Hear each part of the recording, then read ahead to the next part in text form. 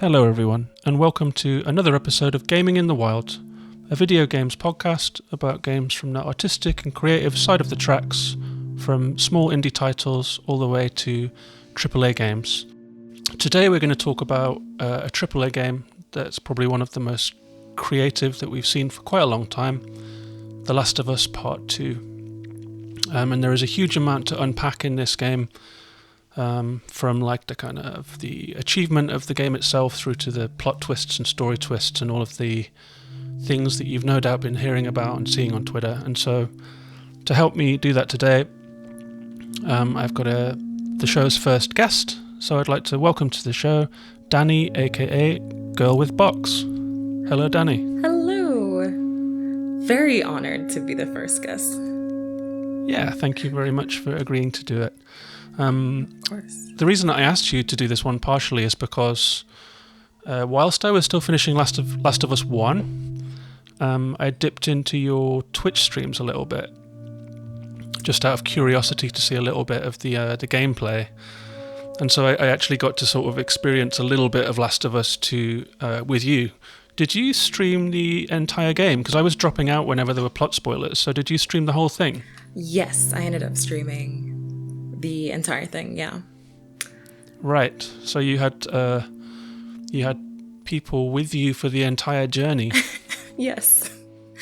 Yes, as you know, you were providing me with some much needed emotional support in some of the scarier parts of the game. Honestly, every time I sat down to play the game, I thought, yeah, I'm not finishing, because it was too terrifying, or I was being dragged around emotionally. It was right. It was hard I mean, to it's a lot. It's a lot by yourself, and I guess like if you kind of gotten into a rhythm of having people with you for the game, that seems like a nice way to do it. To have some people in the chat who've got your back and they're seeing what you're seeing. Yeah. And I think that's one thing that streamers, I mean, like, you know, Curls Burgers is another great streamer that I watch a lot, and he dies a lot on games. That's his thing. And so I think like and other streamers that I know, they like to have people with them while they're playing, because it helps them just to get through it and to kind of be with the game. Yes. The stream 100% held me accountable for finishing. No one spoiled anything in the chat either, so that was really thankful for that, because I know that some people were trolling a lot and going around and spoiling the game for a bunch of people, a bunch of streamers. Shit, I hadn't heard about that. Yeah, that's what I heard happened to a larger streamer. And I did have some trolls come into the game, but no spoilers, so happy about that. And then also thankful to Nova Chloe for the time she prepared me for a startling fight. I saw a little bit of that, and as soon as that jump scare happened in that particular fight, I just closed my laptop. Yeah. I was like, I can't with this. Yeah. I mean, I told you that. Okay, so also this is a spoiler full podcast, right? This is not, right. It okay. is. Maybe Okay. I should have mentioned that at the top. But I don't think we've given anything away so far. So Well, I wanted to know that before I said this next thing. yeah, let's just do the spoiler warning then, because this podcast is normally just like a games recommendation show, and so it's like a kind of before you play vibe generally. But having talked a little bit about The Last of Us 2 on the last episode, this is a full fat post game spoilercast and story dissection and like a full on chat about the game. So if you've not yet played The Last of Us 2, dear listener, and you want to experience it yourself, then now is the time to drop out, because it sounds like Danny is about to drop the first big spoiler of the show. So this is your warning, your final warning. Stop now, or do not be annoyed with us. Okay, so there you go. You're free to spoil. Okay, thank you. My big spoiler, the thing I was going to bring up, I was thinking about the shadows in the game. We talked about the overall scenery, how the game is absolutely beautiful. But so many low light situations. Yes. Which maybe that was just what I was experiencing because of my settings, but oh my gosh, the amount of jump scares and the introduction of the lurkers in the game. Yes. As a new enemy. Oh, those were terrible. Yeah, the whole thing was, I mean, I think I talked to you about this as well, but like there's kind of moments of the game where you're traversing outdoor scenery, walking through forests, kind of exploring the city. Those are all my favorite parts. And then the second that I step into a dark corridor or climb into a building or go into a sewer, and suddenly you have to turn on your flashlight and every corner is like, you know, you're crouching and kind of trying to establish in your mind whether this is a safe room or a dangerous room. And like the game keeps you on high alert and it keeps the tension high. Definitely. It's not a great game for me as someone with a bit of anxiety, to be honest with you. I had to take big breaks, like like when it came up to big story events, I could see them coming and I was like, no, that's not for tonight, that's for tomorrow. Right. Which I think is honestly fine. Are you a fan of horror in general? Horror movies, games? I used to be in the past. Like in my kind of 20s, I was like super fine with horror movies, teens and 20s. And it just didn't hit me at all. I could watch like Freddy and Halloween and like just body horror Japanese movies. And I played the original Resident Evil games.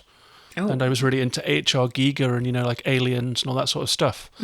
But as I've gotten older, I think I kind of went through a period of being desensitized to on-screen violence. And then I feel like I've become resensitized to it. So now I just, I don't watch any horror at all. I'm super careful about the qualities of the content that I allow myself to consume, if you know what I mean. And so even games like, when I'm picking games, like even games like Control, which is not straight up horror, but oh my goodness.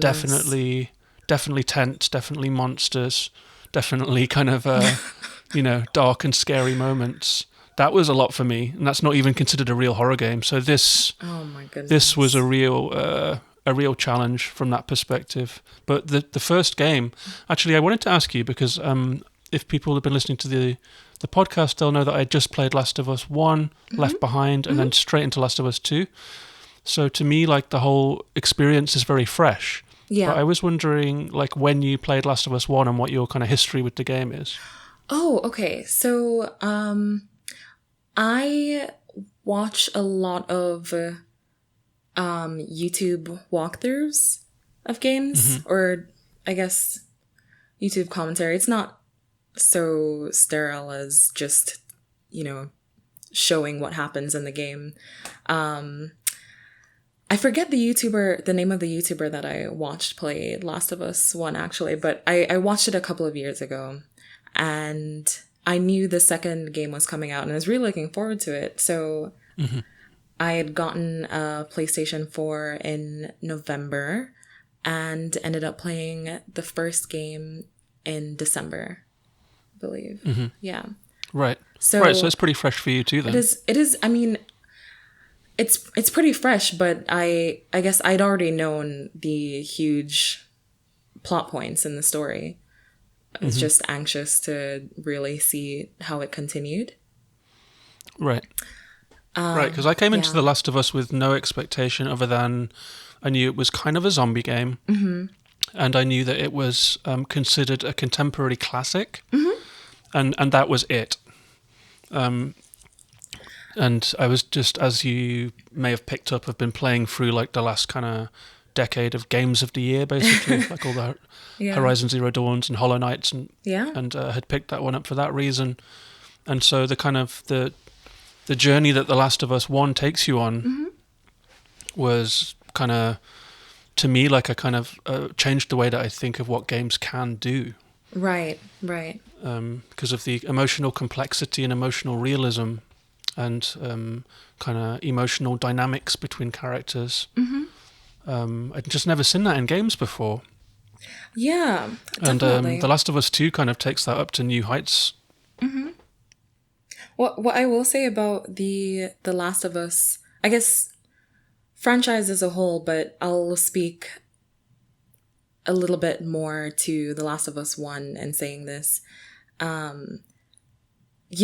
it does very well is capture those human elements that you mentioned inside the context of this post-apocalyptic world.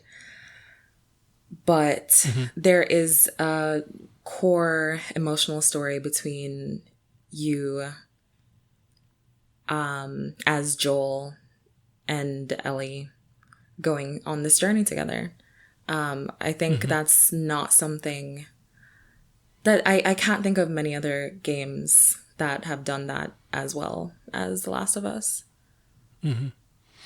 Yeah, I can't think of any that have done it with the same degree of kind of the relationship just ringing true, if you know what I mean. Yeah. Like I often think that like when you're watching movies, for example, if you can kind of see the hand of the writer, then maybe it's the movie isn't quite working. But if you're just seeing the character, then the movie is working. Yeah. And I thought, like with The Last of Us, I wasn't seeing the hand of the writer, I wasn't seeing the actor, I was seeing Joel and Ellie. Yeah. So it just rang so true to me. And this second game, like it's how do I put it? Like it does pick up pretty much where the first game left off, even if it's not all in the right order because of flashback sequences and jumping around in time. Like we do pretty much get to see everything that happened, or the most significant things that happened after the first game. And we do get one of my big fears with this game was like after that first big event of Joel's death in Last of Us 2 was this feeling of desolation of like, oh my God, that's it. Joel's gone. Like what there's could no more possibly Joel happen in the story. Next? Yeah. Yeah. And there's just no more Joel. He's like gone from the game. He's gone from my life. Yeah. Yeah. And it was just very, very upsetting. Yeah. Well, I guess, well, I'll ask you this. I think I know the answer, but what did you think of Joel's character in the whole vein of The Last of Us 2 was that Joel's actions in the first game really set off this back and forth game of revenge. And so thinking about that, how do you feel about Joel as a person or as a character? Yeah, I mean, he's a complex character, and like making him that way and stretching the way that we feel about him is definitely part of what the game does so well. But I think everyone loves Joel, even if you kind of get to the end of The Last of Us. And like that moment where he tells his big lie to Ellie. Yeah. It was a big bombshell, like a big emotional bombshell, because you've grown to trust Joel slowly across the course of the game. And then he decides at the end of that game to try to protect, in inverted commas, Ellie, who I think has established pretty firmly that she doesn't need to be protected from difficult truths. And he decided to kind of deprive her of a kind of agency of making the choice. And he's kind of just taken this huge action, which is like arguably either paternal or selfish, whether he wants to kind of take Ellie away and play happy families and replace his daughter in inverted commas, or or whether he's actually trying to protect Ellie from the truth and allow her to have a life of her own. But even despite that whole kind of ethical and moral quandary, like, Joel is lovable. He's like this kind of archetypal, paternal, kind of whiskery, like you can almost smell the kind of tobacco and kind of Yeah. you know, he's just like this kind of, he's just this massive dad. Right. You know,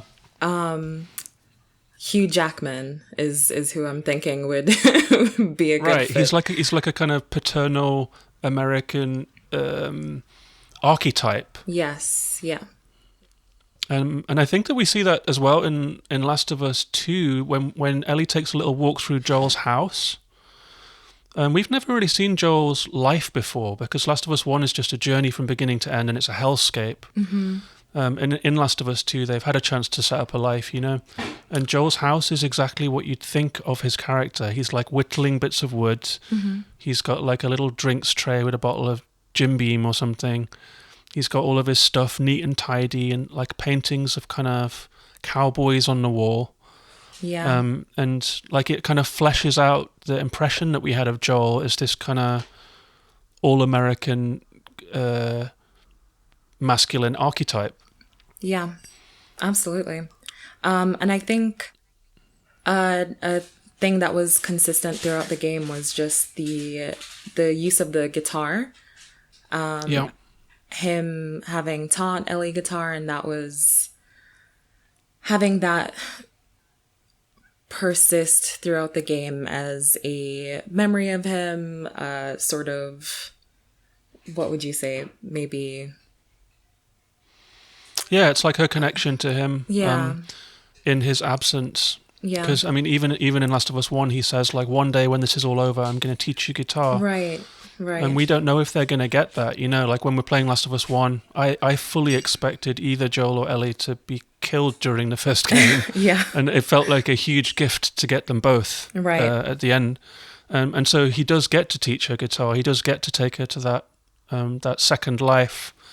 And so, yeah, it does seem to be a bridge from the chaotic trouble of their original journey into their ongoing relationship. So I was talking to another friend about this game, and something that they mentioned, one of the earlier scenes, when Abby runs into Joel and Tommy, he thought it was completely unrealistic that Joel would give up his name so easily. It seems to be not the sort of thing that would be smart to do, maybe in this sort of world. But I feel like maybe you could draw a line to how he's changed since the beginning of that first game to be a bit more open and a bit more trusting. Right. And he has had 4 years living in Jackson. Yes, that too. And so we see that Jackson, like, Joel's life has changed from being this kind of quarantine zone smuggler to his kind of horrific journey with Ellie to finally finding home in Jackson, which is like a western town where they have like dances and cinema screenings, and there is community and farming and kind of hunting and family. And Joel's had 4 years to kind of rehabilitate himself from the kind of the horror of the kind of 20 years between his daughter's death and then the Ellie sequence, and then their journey together. So he's had 4 years to kind of settle into a society. And so perhaps when he meets like outsiders now, I mean, I can see your friend's point. Like, he is very friendly with them. But perhaps having been through that kind of extreme escape that Joel, Tommy, and Abby go through with a close shave with a bunch of infected, there's like a little bit of togetherness and a little bit of kind of, you know. Yeah. But it's a good point. Like, he does give it up easily. Yeah. I think it's just a different perspective than the loner that he really made himself out to be, that character in the first in the first game. Yeah, he's definitely evolved emotionally. Yeah. And that's something that we see in the flashback sequences too. Like, when he takes Ellie to the, possibly one of the most memorable and beautiful scenes in the whole game is when he takes Ellie for a birthday treat to a dinosaur museum and to a space museum. Oh, yes. And they talk, and like he even mentions his daughter to Ellie, which has always been like a kind of a no-go topic in their relationship. And we see that like he is starting to open up emotionally as a person, making these kind of gestures and kind of rediscovering his humanity kind of. Yeah. It is really such a beautiful moment. But we're talking a lot about Joel, and he... Yes, we are. which I don't have a problem with. It's just, he was not in the game for very long, unfortunately. Right. So, yeah. Like, Joel's not in the game, but his for much of it, but his shadow looms long over this story. Oh, absolutely. In many ways, because, people that are listening to this have probably played the game, so... they'll know that it's the tale of two women, Ellie and Abby, and it's a tale that's based on themes of revenge. It's an ultra violent game. Both people like commit all kinds of atrocities in their journeys. Yeah. And so, despite Joel not being in there, like his formative influence on Ellie, who has become quite the hunter, quite the fighter. Adept with guns and kind of perhaps learned violence from Joel in the first game. And so in her post-Joel life, we get to see the ramifications of that in the choices that she makes. I mean, I'll ask you a question. Like, in this game, after Joel's death, Ellie, without missing a beat, we go to a gravestone, and then Ellie's mind is set. She is going on a mission of revenge. She's not going to let this lie. My first thought about that was like, okay, that didn't seem to get much discussion. Like, they could have had a funeral and then talked about how to respond, but no, Ellie is just like on it. She's off on her quest. Did you buy into that? Were you like with her on that? Was I with her? Yeah, because it seems like a lot of people just kind of were like, yeah, okay, let's do this. Let's go and kill Abby. And like most people jumped on board with Ellie and were kind of bought into the quest. Do you know what I mean? Actually, I'd say I fall in that camp. Especially being someone who loved Joel, despite him being such a flawed character. Yeah, I wanted revenge for Ellie. For Joel. At the same time, I was actually listening to your last podcast earlier about the Left Behind DLC, and just thinking about Ellie's perspective to maybe the relationships that she's lost, to have one that's actually held for so long come to an end in the way that it did. I can see why that's something she wouldn't let go. Right. Yeah, there's a very tender moment in that, isn't there? In Left Behind, where she lies next to Joel while he's unconscious, and she says, "I'm not going to let you go." Yeah. So it's really not unbelievable to me that she would seek revenge. And this is also the environment that she's grown up in. It's there's a lot of violence, and it's all self-preservation. So the fact that there were no second thoughts for her, I think that makes absolute sense. Right. And I think the game asks you to buy into that quest. Like, I don't know, I think it's like my own pacifistic kind of nature made me think like, I don't know, why not just sit down with everyone in a circle and just talk about your feelings? Have a meeting about this. But Ellie just had this burning desire to go for it, you know? Yeah. I keep having to remind myself of the context that they're in because, yeah, this is not how I would have carried things out for most of the decisions that were made in the game. But that's not the environment that I've lived in, thankfully. Right. Yeah. I mean, Ellie and Abby are both products of post-societal, like what came after the society that we know, I guess. So they're just coming from a different psychological place. Definitely.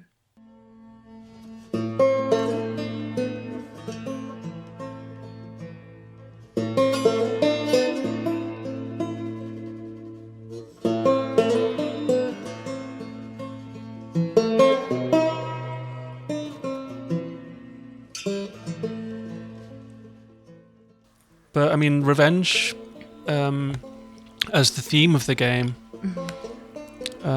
definitely like is one of the big kind of sort of twists of the knife from the developers, isn't it? Because we discover that Joel's murderer, Abby, like I think I told you already, but like in the very first moments of that game, Last of Us 2, they replay the moment where Joel shoots the surgeon to save Ellie's life. Yeah. And then I was like, that's weird. They brought that moment in and they brought that surgeon towards Joel. That feels significant. And then when we don't know what Abby's motivation is, I was like, oh my God, her dad's the surgeon. Her dad's the surgeon. And like called it, if you know what I mean. Yeah, absolutely. But like, so Joel's kind of accidentally set into motion this sequence of events. And Abby's motive is revenge, as we discover.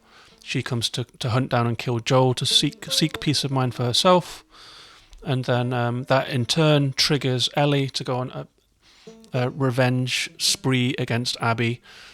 And so this theme is kind of reverberating through like everything in the game, and we're seeing different stages of revenge here because when we play as Abby, she has had her revenge.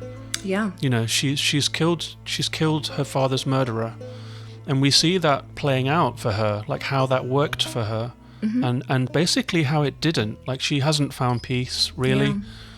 Yeah. It's actually just caused a lot more problems for her, and so we're seeing kind of the post revenge there, but then in Ellie's journey we're seeing the journey towards revenge, and later in the game.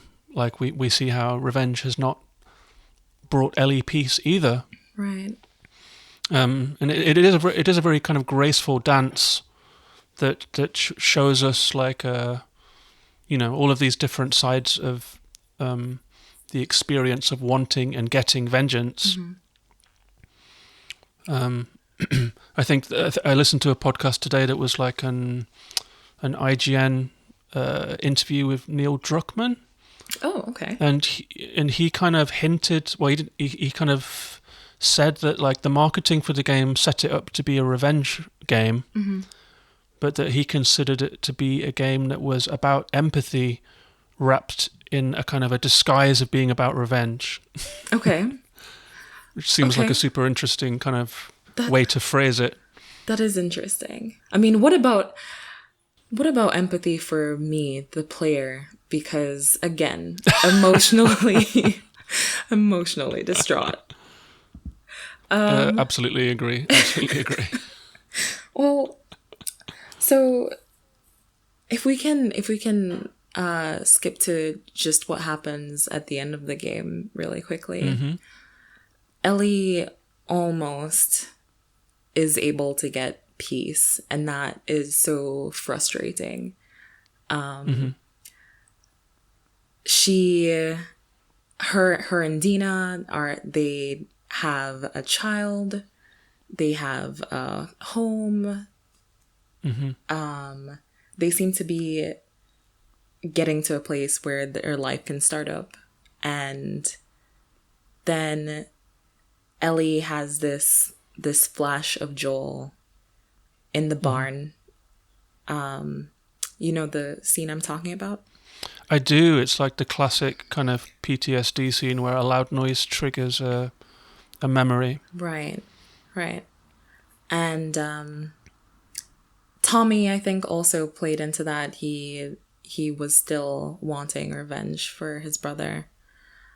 And Dina says to Ellie that if she does this, she will lose her Dina and the child. And that would be it. And Ellie went for it anyway. And that was so frustrating for everything that they had been through up to that point, the friends that they had lost, the fact that Ellie had almost lost her life already at the hands of Abby, and also Dina almost lost her life. And yet she still had to seek revenge. And maybe that does tie into the point of that Neil Druckmann was making, that she still wasn't able to find empathy for Abby. And she did a little bit when she, after that, went and found Abby in California, rescued her from this religious extremist group when she found her tied up on the shores of this island. Right, it's like a kind of a slaver work camp where Abby's been for like an undefined amount of time, right? Right. She seems to find a bit of empathy there. And then... For a minute, doesn't she? For a minute. And then again decides, no, it's not enough. Right, and it's again when she gets a flash of Joel. And like I've seen a lot of discussion about this. Like, I guess everyone was screaming that Ellie should stay home and just kind of have the life that she has the opportunity to begin. But she's so haunted. Yeah. And I think she's so haunted that she's not ready for that life. Yeah. And I think one of the most insightful things I heard about this was just chatting with my friend Kieran, who played the game kind of at the same time as me. And he said Ellie seems to, like, we forget that in the first game when Ellie's like growing up, she's learned how to express, like Joel expresses his grief through violence throughout the first game. And Ellie witnesses that as his way of processing his grief about loss and his inability to handle loss, his inability to handle, he's like emotionally closed and locked, and that she's learned that. And so absolutely, like Ellie's way of processing grief is not Dina's way. Dina's like, we discover a little bit about Dina's family and sister, and the familial relationships that she's had. She's more kind of emotionally well equipped to put the past behind her and to move on. And Ellie's just not. She doesn't have that in her toolkit, Right. She has to go out and she has to kind of express the grief through revenge and violence again. Yeah. I was thinking about something similar today, that where she ended up at the end of the game, at the absolute end of the game, is in a position that was more like maybe Joel was in at the start of Last of Us 1, and that she's really alone, and she's lost the people that she cares about. Yeah, that's a heartbreaking ending. I mean, I thought the game was going to end about 5 times before it actually ended. Yeah. You know what I mean? Yeah. I thought it was going to end at the aquarium, and then I thought it was going to end again at the farm, and then we're taken on another journey, and then it kind of tricks you a bunch of times. But that very final moment, because the first moment of the game is obviously, the first shot of the game is the moth on the guitar neck. Yeah. And we end with that guitar again. And that moment where Ellie plays, she tries to play the opening chords of the song, If I Ever Were to Lose You. And she's lost Joel, and she's lost Dina, and she's lost 2 of her fingers in the process, and can no longer play the tune. Right, to connect to Joel, the only way she really had at that point to connect to Joel. Yes. And she lost that as well. It's absolutely heartbreaking. And so Yeah. when I think about that, people have asked me since I've played it if I thought the game was good. I do not know how to answer that. The game, it was heartbreaking. The story itself was heartbreaking. I don't know. I couldn't just say it was good. That doesn't seem like a fitting descriptor for the game, what the game is. I completely agree with you. It's like, it's so much, and I mean, this is the core of the game that we're talking about, and I'm glad that we're talking about it. It's like the emotional core of the game, but there is just so much to unpack in this game that it's almost like it's just too much for the player to understand. Like the ending of The Last of Us 1 is like a moral quandary that leaves you thinking. Right.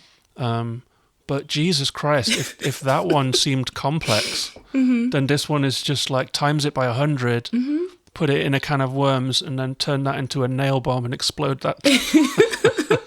It's like it's magnified the amount of kind of questions and uncertainty and how we are supposed to feel.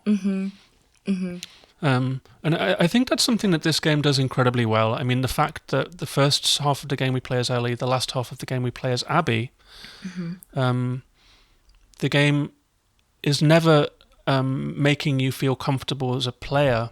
Yeah. Like you're made to think that your dear Ellie, who you love, is becoming a monster at some points, and then Abby, who is built up to be a monster in your mind, is then rehumanized through all kinds of kind of humanizing moments. Through you see her as part of a community. You understand that she is exacting revenge for the loss of her father on her father's brutal murderer. So in her mind, Joel's the monster. And then you see her being afraid of heights and losing her strength.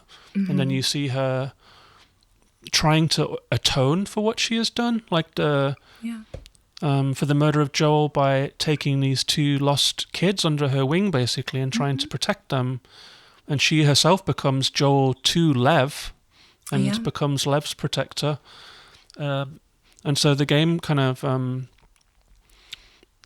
does something quite unusual, and not quite unusual, completely unique, in that rather than having heroes and villains, or protagonists and antagonists, we have this very, very plural view of these characters where there is no moral authority or ethical superiority or the right side of history and the wrong side of history. We're just left seeing them as people, flawed people. Right. And I know that, like, I think that worked on me a lot more than it worked on you. Like, by the end of the game, I was seeing Abby and Ellie just as kind of two sides of the same sort of human coin. But I understand from like our chats earlier that you kind of had more trouble warming up to Abby or seeing that swing, right? Oh, I had a lot of trouble feeling for Abby. I mean, you know, I can be, if I step outside myself for a second, yes, like I understand what they were doing with her character, and I do feel for her in a way, but I was just so attached to Ellie, the sort of growth that Abby experienced. That's really what I wanted for Ellie, and I'm sad that she didn't really get that.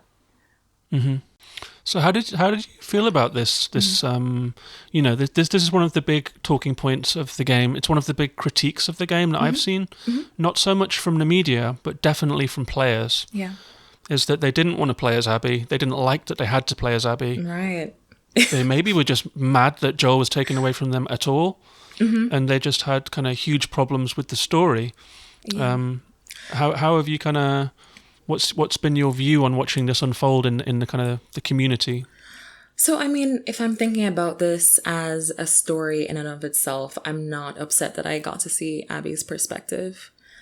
I was upset initially that I had to play her, but I kind of just took it as what it was to see the rest of the story unfold. Yeah, it didn't ruin the game for me, and I don't think it was a bad game because of that. I know I think some people feel otherwise, but I think that was just a storytelling device in some sense. And I don't think there was anything wrong with that. Yeah.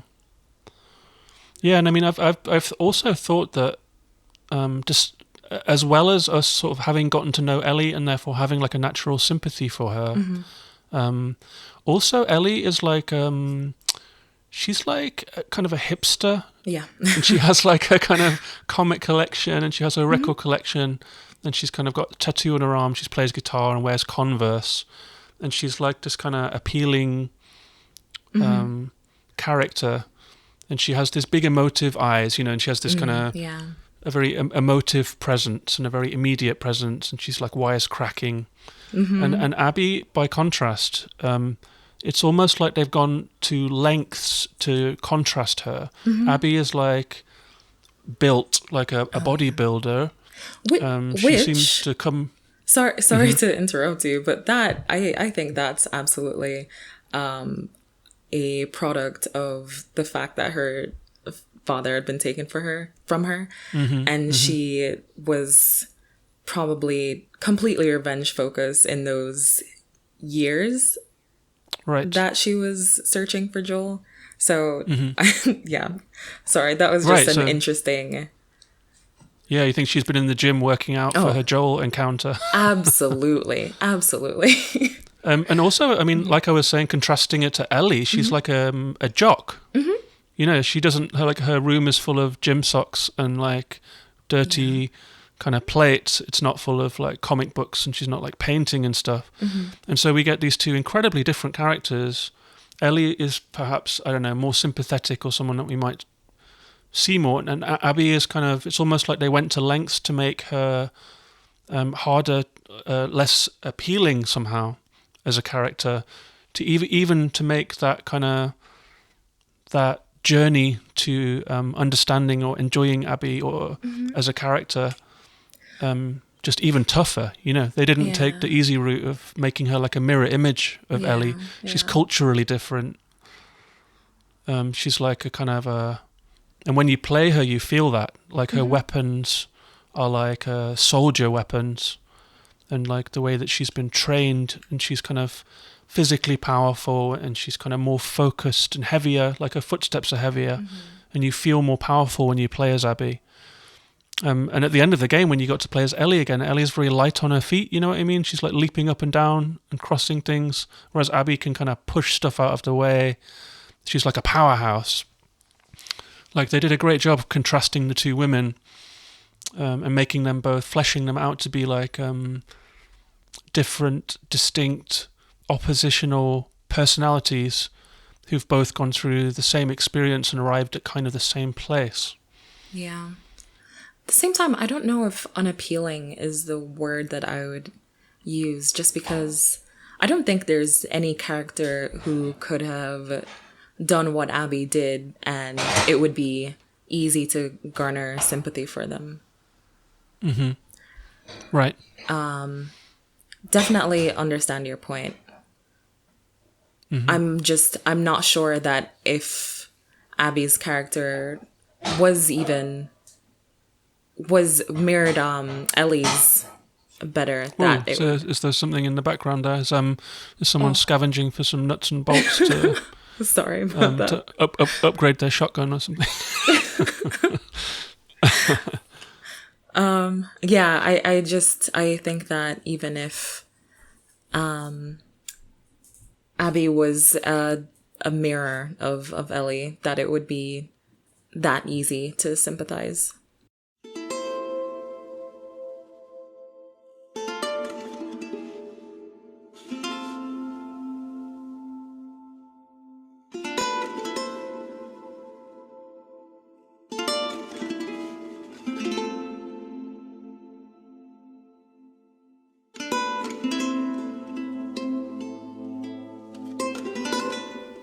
since you mentioned a difference in the feel of the characters, what did you think of the game mechanics overall? Yeah, having played them back to back, I think I got to see the mechanics like in a super sharp relief because I came straight out of one game and into the next. And so some of my frustrations with The Last of Us 1, like I think The Last of Us 1 had a much bigger disparity between gameplay and story. Like everyone enjoyed the story, powerful story, you play it for the story, and you kind of get through the kind of slightly muddy kind of combat and stealth because you want the next plot point. And definitely they've addressed that. Like in The Last of Us 2, I felt like combat, stealth, and traversal had all been massively improved and felt very fluid. The kind of the animation of when you kind of jump up and climb on things, or when you lie down and crawl, and the kind of the camera movement and kind of how you sort of flick between weapons and stuff like that. I think it's just a huge refinement of a winning formula. So it feels like The Last of Us, but it feels like the ideal Last of Us. Yeah, yeah. How about you? What was your feeling on the gameplay upgrade? Yeah, so I mean, I did like the introduction of things like being able to go prone, or the squeeze through mechanic. I think it did make it a little bit harder. Even towards the end of the game, I was finding myself lost on some stages, trying to progress because I just still wasn't used to looking for an opening under a truck, or like you mentioned earlier, I think, windows that you can smash to scavenge. Yeah, that was a big change actually, because Yeah. if the last game was like a kind of a very linear, narrow passage that you move through as a player, another thing that Druckmann said that I thought stuck in my head was that he described this game as wide linear. So if the first game was like a very narrow linear journey where you're kind of moving between trees and trucks and that's the only place you can go, then Last of Us 2, rather than being open world, is wide linear, and so you can break a window and you can go into a shop that you could have completely missed otherwise. And yeah, I had the same problem that you're describing actually. Like there was a bunch of times where I missed an opening, missed like a kind, especially at ground level. I never got the hang of that. I never got the hang of looking for a crawl space. Even right at the end of the game, I'm standing there in the burning city, like unable to see the way forward. Yeah.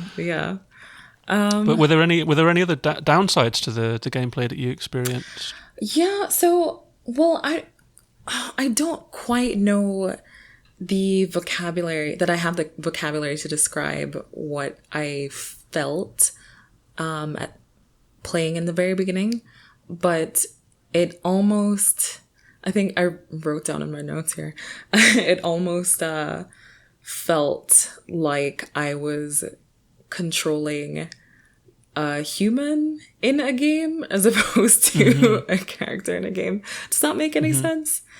It does. I've had that feeling when I was playing Horizon Zero Dawn. I felt like it's the only other game that I've had that experience, by the way. It's like you're playing with someone. Yeah. I felt like I was playing with, it was like me and Aloy versus the worlds, rather than me controlling a computer sprite, And it's kind of the same in Last of Us 2. Like so naturalistic. Yeah, the way it takes input sometimes, or so. An example is maybe if you jump from a place that is a bit high, you can't just immediately get up and walk it off. The character needs a little bit of time to recover. Not only the recover animation, but it almost felt like to take the next input took a little bit of time. I noticed that in scavenging too, opening drawers sometimes Yes. the characters would have to maybe reposition themselves first, or it just it wasn't it just felt more human, like more naturalistic, like you said. That was actually my big critique of the game too. If I have to pick one, because I do think it's a near perfect game. Yeah. And I do like as well, as much as I can agree with you, and I can't say it's good because it's just so much more complicated than that. Yeah. I can absolutely admire it and say that this is like a kind of a monolithic achievement of a game, like audio, visually, and narratively and emotionally. But if I do have to pick a hole in it, for me it was that it's a gameplay design thing in a way. Yeah. It's that scavenging, like you just mentioned. So let's say I'll pick out a couple moments where my immersion was kind of smashed. Let's say the tower descent, when you're with Abby and Lev. Yeah. You've just crossed the crane and you're going down 24 floors of hell. Yeah. And it's one of the most difficult scenes and sequences in the whole game. But as you're playing, because you have to, and you know that you're collecting little coins and you're collecting every bit of bottle and scissor and alcohol or spirit that you can find, you find yourself lingering in some of the most horrible places that are imaginable. Like if this was really, if we were Abby and Lev in this situation, we are getting the fuck out of that tower block ASAP. Like, but because you're playing the game and it's a collectibles fest, you're like going into rooms that you wouldn't necessarily have to go into. You're even kind of taking on optional combat because you kind of know that there's maybe reward behind it. Do you know what I mean? Yeah. And so there were a couple of times where I felt that like that fundamental gameplay decision, a game design decision to have us scavenge fest our way through the plot, actually detracted a little bit from my experience of it because I didn't want to miss out. Do you know what I mean? Yeah, right. Yeah. I even thought it was actually kind of funny. I almost felt like it was a joke that at the bottom of that tower block sequence, as you leave the building, there is a vending machine. And if you search it, she finds a coin in the rejected coin slot. Oh. And I laughed. I was like, oh, look what the devs have done. It's like, here's your little reward. Oh, wow. I don't think I even found that one.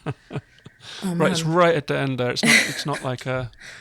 Yeah, so the scavenging, I think, took away from my experience a little. Do you think that might be a personality thing? There are two types of personalities in the world. Ones that have to scavenge completely and others that are able to leave things alone. Right. Where do you place yourself on this scale? Definitely a scavenger. If there is a room, if I see a way in, I'm going in and searching every corner. Unfortunately. Right, and that instinct that you describe is definitely not in tune with what our characters are going through at some moments of the game. You know that sequence in the hospital basement, which is possibly the most dread-inducing sequence of the whole game. Honestly, even after I died the first time, it just didn't feel any easier. I wasn't put at ease. Same. I panicked through that somehow. Like, after you've kind of taken down that big boss, and it splits, and so you get phase 2. Yeah. And like, so whenever you die, you get a moment to catch your breath, right? You get a moment to think, okay, I'm going to use my pipe bombs. I'm going to use my flaming shotgun bullets, which is a weapon I'd like to just give a big fuck yeah to. But even so, the second that I hit X and restarted, I lost my shit. I was just running. I was like firing any weapon that came into Abby's hand without even being strategic or having the kind of wherewithal or calm to actually pick what I was going to fire. I was just running. I was like, if it was possible, I would have been tearing things off the wall to throw at that monstrosity. Honestly, yes. Absolutely. But even in that basement of hell, like there are moments where you're pulling back curtains that you would not pull back because you know that there's maybe going to be some vitamins there. And so that's my one beef with the game. And if they do move on to a third part, it's just a question of balance, really. Yeah. A question of balancing moving through the plot with collectathon. That's my only real gameplay complaint. There's a couple of moments where you're platforming a little bit, and I missed my jumps. Like when you're with Abby and Lev again, and you're platforming your way across the river. Oh yeah. I think I dropped Abby in the river like 3 times just because she jumps a little bit differently to Ellie, and I wasn't quite reaching the edge. But I don't know. I'm not mad at it. I can't speak to how many falling deaths I had. I would misjudge the height of some platforms. I would think, okay, this is a video game, that's not super realistic. I think this character can make this jump, but it turns out I was wrong. Same. I had a few of those. You just jump into space because you're not Super Mario. Right. One of my gripes about the game is I think the developers they meant to include things like the wolf and the seraphites shouting each other's names, those NPCs giving details about themselves to sort of humanize them and make you feel a little worse for killing them as you make your way through the game. But and this is not specific to Naughty Dog or the Last of Us series, but it's hard to accomplish that when the game does not give you a choice in killing. I think there was a scripted scene where you were in a building with a lot of wolf. I think you were playing as Ellie, and Dina was with you. And one of the wolf, the last person that's left, they start begging for their life. And so I thought, okay, what would happen if I actually don't kill this character? And so I just didn't do anything for a while. And the character got back up and started shooting me, which, okay. Now I can't move on. So I have to do it. Yeah. Right. So it's like the kind of illusion of choice. Right. On the flip side, I mean, we both played Detroit, and when I made those calls, they got me killed. So I don't know. Right. Yeah. I mean, I think like you saw me on Twitch when I was having my first combat of the game, and I got killed 3 times in a row by clickers, and I was like, screw this, I'm gonna turn down the difficulty. So I did that. I played it on the kind of the light challenge mode. Yeah. And then learned how to tune it a little bit. So I was like, have myself be a little bit more visible, but then have my allies be a little more aggressive. And just kind of found a difficulty that worked for me because I'm not great at games, I'll be honest. That's okay. And so I've had like a very different experience of this to others that I've spoken to who played it on. They went straight to very hard difficulty. And their experience of playing this game was very different to mine. Like, they described a lot more crawling around in the mud on their belly, trying to avoid combat. Trying to avoid combat because they didn't have ammunition or they didn't want to expend shells. Yeah. And so going to extreme lengths and spending a lot of time avoiding killing. Whereas on the kind of slightly light challenge that I was at, I was never short of ammo throughout the game. There was always a few bullets in something, Right. And also I knew that I could probably get through a combat encounter were I to alert them, and so was perhaps a little less careful. But I did kind of like take optional combat. I left optional combat a few times, I think, especially towards the end. So when I was like Abby with Lev, as Ellie, I kind of cleared rooms and then moved on, usually. But as Abby, I think there was some sort of scenes where the odds were so overwhelming. Like when you're kind of creeping through a kind of an area full of seraphites and there's like 12 of them. and you know that if one of them sees you, it's going to start whistling and kind of. So there were a few where I stealthed my way through it and just didn't kill anyone and moved on, you know. But for the first half of the game, I was room clearing, and I think that was only available to me because of the difficulty level I was playing at.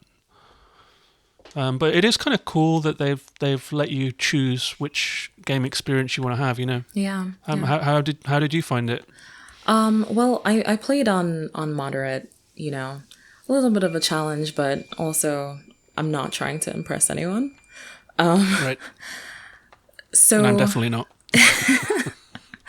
So I think I found like a good mix between playing the combat in a way that was stealthy and sometimes just getting frustrated and just going for it. Yeah, I think another complaint I've heard about the game is just that if you play it the way that it is sort of meant to be played, full stealth mode, it is sort of repetitive in some ways, seeing that same like takedown animation over and over. Every time you clear, you get a clicker or any enemy, really. So I think maybe in that way, playing on a lower difficulty was better to not have to worry about expending ammo in going gung-ho. Yeah, I mean, I understand I'm straight up talking about my friend Kieran. He played it on super hard. And we were discussing throughout our experience of the game.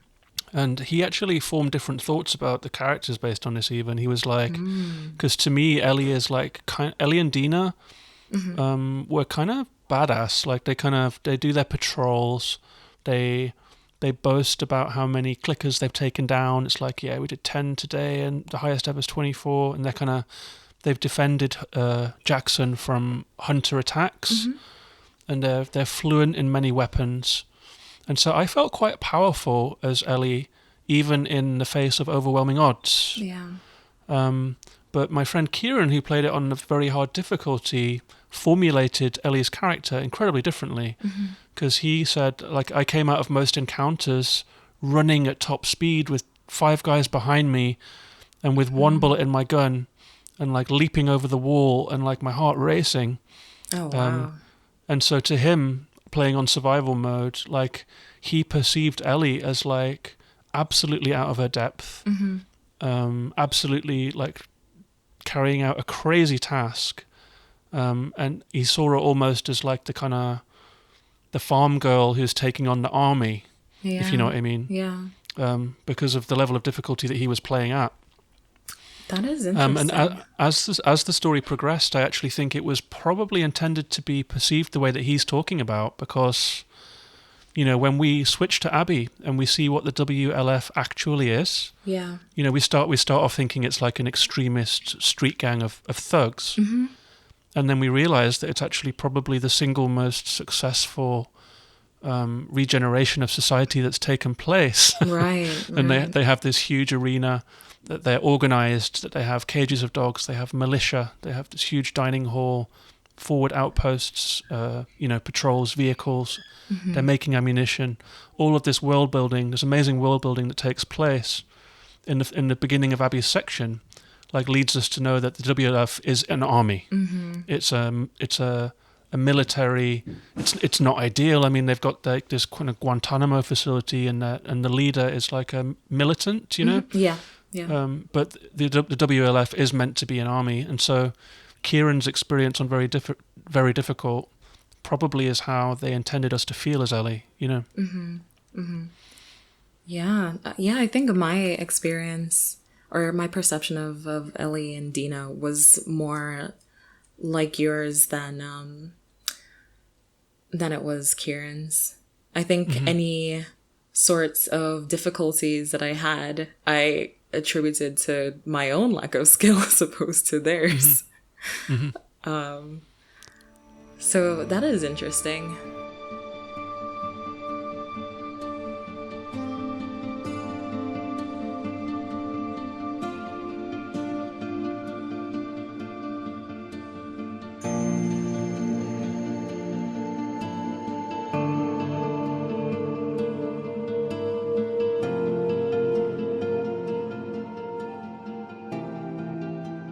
And that was quite a reveal, wasn't it? Like, that halfway point when we don't really know who the WLF are. Like the sequence, those two sequences where we meet Ellie, and we see Jackson, and we walk through Jackson. There's so much world building in that sequence. Dogs, the snowball fight, the kind of the bar, the restaurants, and we drink it in, like this rich world building moment. And then that second world building moment when we realize that the WLF is actually an attempt to restart human society, and they've got a sports arena which has been turned into like a farm and an apartment block, and that it's armored, secured, strong, and that there are hundreds or even thousands of people living there. And we get that second world building moment when we pass through. It's almost like I didn't want that moment to end, because you're just drinking in so much beautiful detail, and the world is so fully fleshed out and fully realized. I was trying to walk slow, even though the game was pulling me through it at quite a click, Yeah. just to listen to those, to overhear those conversations that are going on, and kind of just understand this world better. The fact that you could pet the dog that you would eventually kill as Ellie. Oh my god, yes. That Brutal. Yeah. Brutal. But that does lead me on to something that we'd planned to talk about, which was like because one of the stars of the show, alongside the kind of incredible motion capture and the incredible emotional expressivity of the faces of our characters and the voice acting, another star of the show, as in the first Last of Us, is the world, the environment. Yeah. Yeah. And so I was going to ask you because we walk through so many rooms. Every flat that we go into, we see traces of the lives of the people led there before. Every street that we go into, we can kind of see the carnage that has unfolded there, and see how buildings have been reused. And we move through so many spaces, like from a synagogue to a kind of absolutely demolished hospital. I wanted to ask you like a few of the kind of the things that leaped out to you as your favorite spaces or kind of interior or exterior like environments of the game. Yeah, I don't think I had any particular favorites when it came to interiors. Well, maybe if we're talking about Joel's house or Ellie and Dina's house on the farm. But then when I think about the rest of the game, I just think about clickers and what was around each corner. But I did have, the first real moment that you're playing as Joel, beginning of the game, you're riding the horse into the sunset, basically. Like that shot was so beautiful, coming into the sunset, and I think it's all good moments for me. Right. There's nothing in the middle of the game. It's always something in a cutscene that kind of stands out for me. Joel's house was a big one for me too, actually. It was just the stillness of the house. Like, I don't know how they managed to accomplish this, but like, you could really feel that Ellie was going into the house of someone who'd passed away. There was a stillness to it. There was kind of the light coming through the windows, and like every little kind of detail was like was leaping out to you in that way where time slows down and like in a moment that you're only going to get once in life, Yeah. And we got that in Joel's house. And there were a few more interiors like that, but that was a big one for sure. I think also they had a detail when Ellie was in the house. She seemed to be wiping away tears a few times. Mm-hmm. Yeah. I think that really added to the gravity of it. But other good moments, the snowball fight at the beginning of the game was very cute. Yeah. A little combat introduction. And a nice callback to Left Behind as well, like the water pistols, brick throwing, just small joyful moments. Yeah, it was kind of a callback to her relationship with Riley, maybe. And it showed us the kind of relationship that she had in the community a little bit more, you know. A moment that I keep coming back to, this isn't really an environment thing. It's a little bit of well, I'll just tell you what it is and then we can discuss what that was. But there's a section when you're looting as Ellie and you enter a house and there was a sound alarm there, some bottles break. And if you go upstairs, there is a table where you can upgrade your weapons. And I know what you're going to say. Yeah. So when the bottles broke for me, I thought, no, game developers, this is where you're not catching me off guard. I know what that is. There's someone in this house who's going to attack me. And I tried to look through all of the rooms. One room was locked and I couldn't get in. And as soon as I thought, I let my guard down, I tried to use the table, and then someone attacked me from the side. Yeah. I don't know, something about that moment, just because you're in the menu, you know, as a person playing a game, you expect certain things in a game to be safe.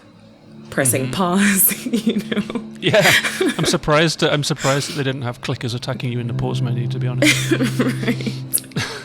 I know the moment you mean. That was such a shock because you're sitting there, you found your table, you put your gun down, and you're really not expecting it, and then boom, it's just like it kind of 4 people coming at you. That was a very clever move, wasn't it? It's like a power developer move, just to kind of just to mess with you. Yeah. Oh, yeah. But yeah, there was, I don't know, that was a really nice, fun, quote unquote, addition. Yeah. Yeah, I had a few interiors that jumped out for me. Just some of them are incidental. It's a little bit like in Last of Us 1. There's like, if you come into someone's house and you see that they were, for example, packing a case, and you see the things that they've put inside, and you just get like this kind of small moment. There were a few. There was like one where you come into a room and someone has been painting miniatures, you know, like Space Marines or something. And they've got like a little desk set up, and you can see all their little tubs of paint, and you can see on the shelves, you can see the miniatures that they've painted, and on the table you can see the miniatures that they didn't. And it's just like a kind of a vivid glimpse into it's just environmental storytelling that for some reason hit such a big chord with me. Maybe because I used to do that when I was like a kid. But it was like, this is an entire life just told in one environment beat, if you know what I mean. And that really got me. And there were a few kind of really cool areas, for example, like self-contained areas where there's a story. Like when you're in downtown Seattle, you come into the bank, you clear out a few clickers, but then as you move through this bank, a story is told. So as you discover from reading notes and finding bodies, it was a heist that's gone wrong, and someone's been locked in the vault because he'd become infected, and then the people outside had themselves been killed. And I was like, holy shit, this is like a whole story from the old world just being told through this kind of incredibly deft environmental discovery. And later in the game it happens again as Abby when we find a crashed ferry. Do you remember this part where she finds the crossbow? Yes, yeah. Yeah, and there's some clickers wandering around, and we take out the clickers, but then we find notes and notes and notes. We find a note saying we've put the stuff in the safe, and by the time you get to the top, you find the captain who's locked in his cabin. And through reading these notes and moving through this environment, you've received an entire subplot of a ferry that was approaching Seattle, on which the infection broke out, how it was handled. They tried to lock people below.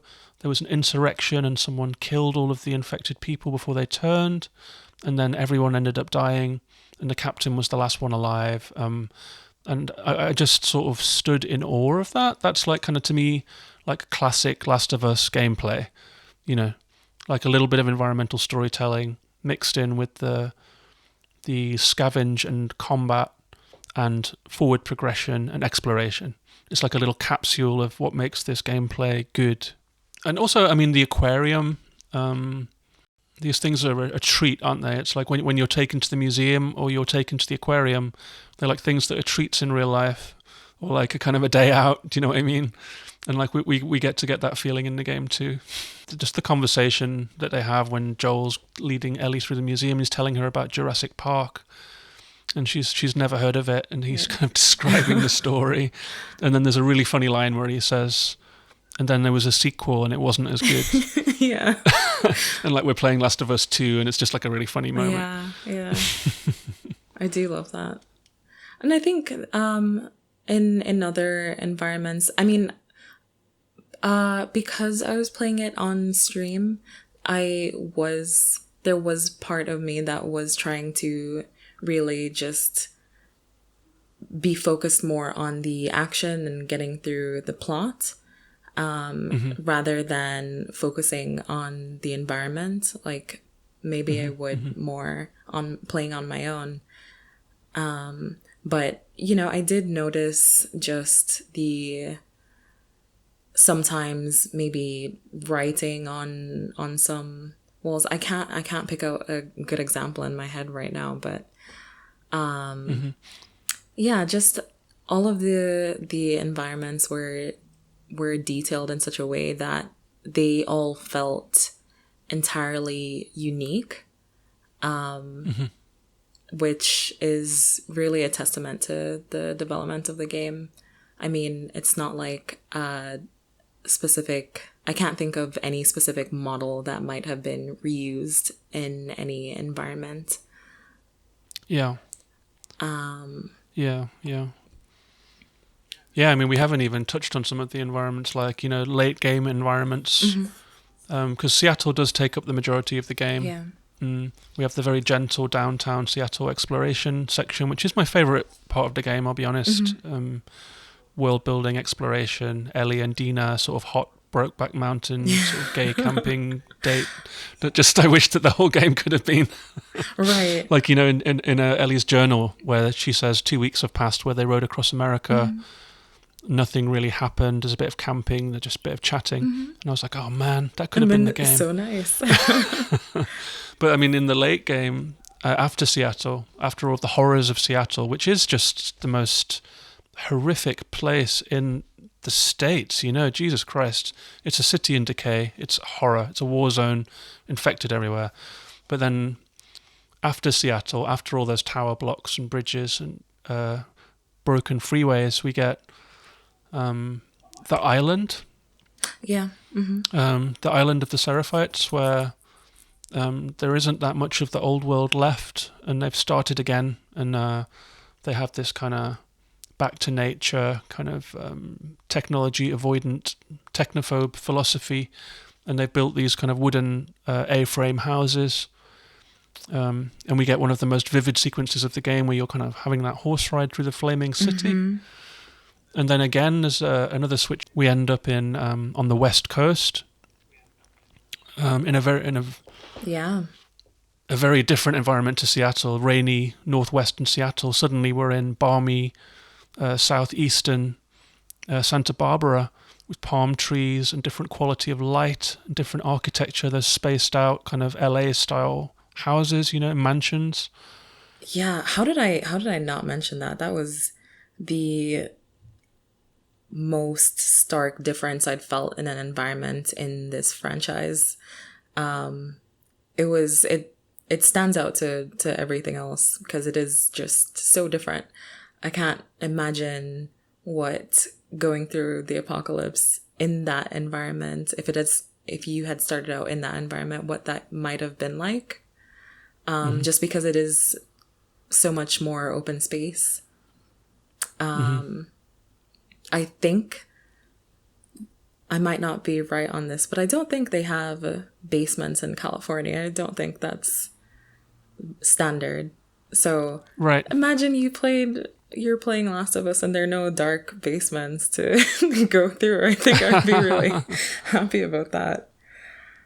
Yeah, and loads of space in the street so you can see everything from a mile away, Right. and houses really far apart. Right. Like basically, you want to be anywhere except like a major city, like a But yeah, that western city it's such a change, isn't it? Like the space between the houses makes you envision the entire thing differently, like how it all went down there. Yeah. Yeah. And like a different part of the culture too, a different, like, instead of the WLF and the Seraphites, we end up with the Rattlers. Right. These kind of like really evil gang, basically. Yeah, such a kind of. I mean, I think I'm still a little bit undecided about whether I think this game is too long. I was ready for it to end several times. I was ready for it to end right after the aquarium finale, and then I was ready for it to end on the farm. And I was almost like mad when after Ellie left the farm, less because she'd done it and more because I had been pushed back into the horror. Yeah. Once more, like straight from holding a baby and making faces in the mirror Right. and putting on records and doing the dishes. Suddenly it's like time to sort of knife some goddamn zombies again. Right. And I was like, please spare me, I'm done. What could have been such a nice ending, but of course, Yeah. that's not what they wanted for us. Right.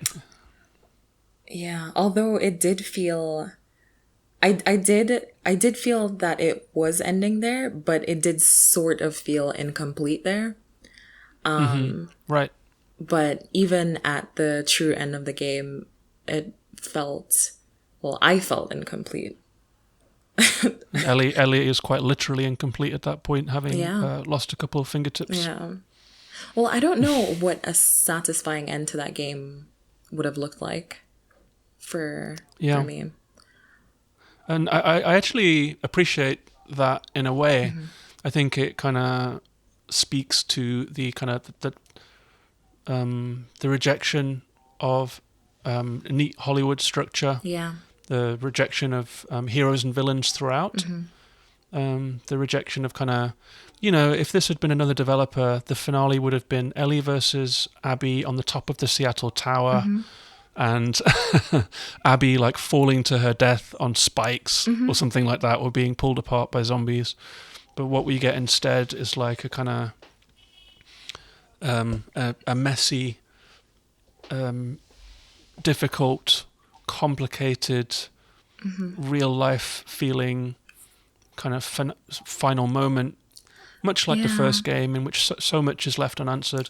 And in that kind of that Druckmann interview, which and it's not just him, it's also let me see if I've got it in my notes. It was a woman who worked on the team as well. She's not as famous, so I don't have her name in my head. I think she was one of the key writers on the game. But I would recommend anyone listens to that. It's on the IGN Beyond podcast. And one of the things that they said between director and lead writer was that they aimed for, if the first game was a 3-act play or like a movie, the second game had been intended to be more like a novel in structure. Okay. And so you get these different chapters, and it's a more complex narrative. Yeah. And a less satisfying finale, Yeah. I can see that. I've seen people argue that because of how messy it was, and they attribute that to bad writing, which I completely disagree with. I think it's like you said, it's not something that we're used to, and it just isn't satisfying. I didn't like it. I didn't, but that doesn't make it bad. That doesn't make it inherently bad writing. I agree with you on that. I think the story decisions they took are bold. My friend Steve, he's on Twitter, Solidarity Steve. I chit-chatted with him about the game too. He said a great comment. Like, I asked him in Twitter messages, like, how are you feeling having finished the game? And he just said it was the story they wanted to tell. And that was his comment. Like he said, it's a great game, it's a masterpiece, and it's the story they wanted to tell. It's maybe not the story that we wanted, Yeah. but it is the story they wanted to tell, and they did it, Yeah. and they went all the way. I think my only problem with the story itself was just the non-linear moments. Just trying to straighten everything out back in my head again. Trying to remember, trying to place them in a linear fashion in my head. That was not something I'm used to having to do with a game. So yeah, I agree with you. The very final moment of the game, it took me a while because of this kind of jumbled timeline that you're mentioning. yeah. There is so much that comes at you so fast. It took me a while to put it together and realize that the final scene of the game is a flashback, and it is, if I'm not mistaken, Joel and Ellie's final conversation. Yeah. Oh, jeez. Yeah. And it took me a moment to realize that was their final conversation, probably the final words they ever got to say to each other, outside of Joel's murder scene. And one of the big things that was on my mind as I came into this game was that Joel's big lie at the end of the first game is a kind of a foundational deceit that will set a deep rot into any relationship. Yeah. You cannot have a healthy relationship that is based on something like that. It just doesn't work. And so even if Joel had wanted to play Happy Families and have a daughter, it wasn't going to work, And the emotional realism of these games and the writing of these games saw that through, because it's taken 4 years of Ellie questioning Joel all the time. She feels the lie, she knows the lie, and Joel's kind of protecting it, partially to try and protect Ellie, or partially to try and protect the family unit, or to keep things sweet, And it's interesting to me that they were so true to exploring what Joel's lie meant to his relationship with Ellie, that the very final moment of The Last of Us 2 is after the revelation of Joel telling Ellie the truth and her hating him for it and resenting him for it. The very, very last moment we get is that she's ready to forgive him. And then he's gone. So, would you recommend the game? Would I recommend it? Yeah, I mean, I think I'd recommend it with like a big kind of asterisk saying, it needs trigger warnings. It's like this game is a monolithic achievement. It's one of the peaks of video games. Yeah. As an entire genre of art. How about you? What would you say to someone if they're like, should I play this? Yeah, I've been recommending it, but same here. Big asterisk. It broke my heart a little bit. Yeah, absolutely. So, well, thanks for talking it through with me. I think it's the kind of game that you do need to talk about. I've got some friends on Twitter who aren't games writers by any stretch, but have had so many thoughts that they've had to write about it.